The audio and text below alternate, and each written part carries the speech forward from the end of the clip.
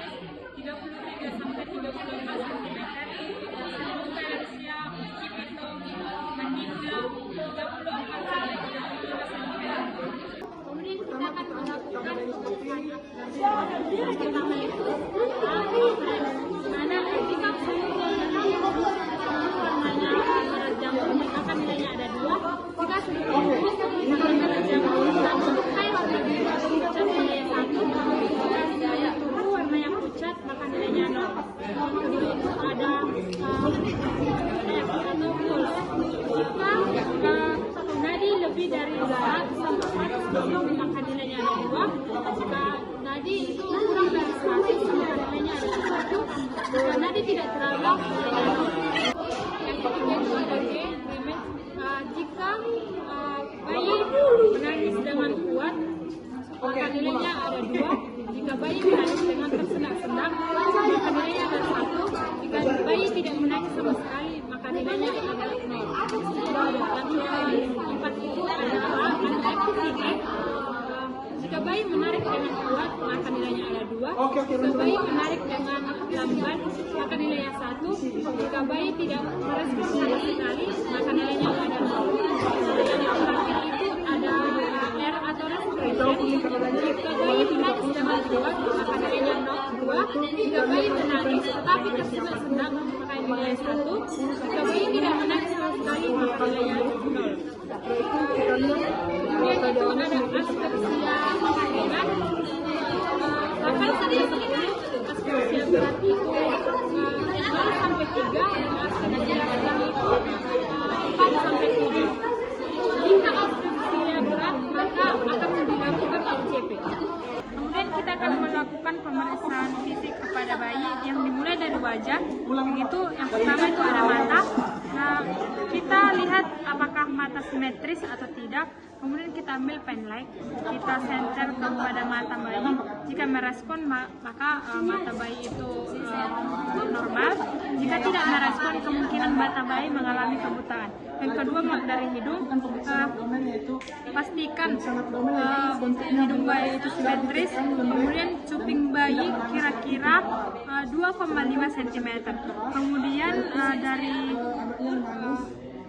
dari telinga pastikan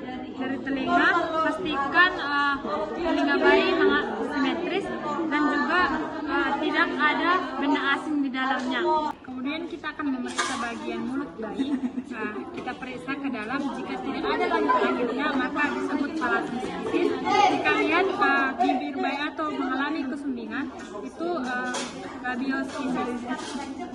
Terus leher. Selanjutnya kita akan memeriksa bagian leher bayi. Kita raba dengan pelan.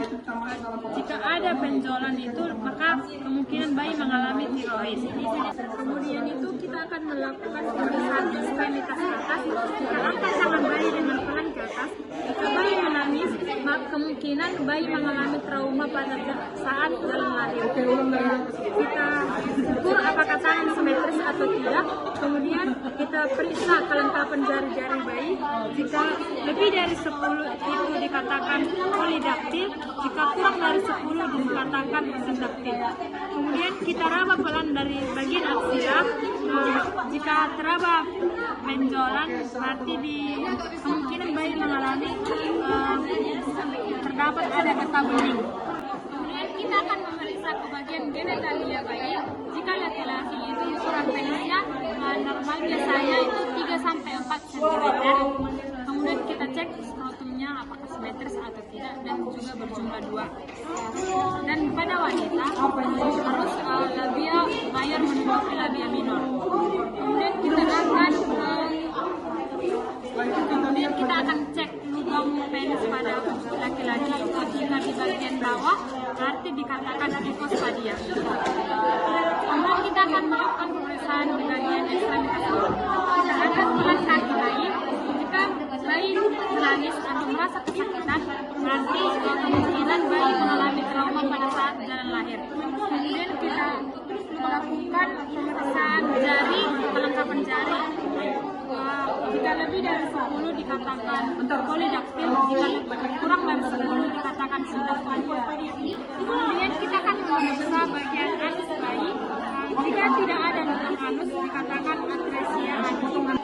Kemudian kita akan memeriksa di bagian punggung bayi, pastikan di bagian punggung bayi tidak terdapat bercak ungu, spina bifida, lesu, terus itu pastikan juga punggung bayi simetris, terus tidak ada pembengkakan di bagian punggung bayi.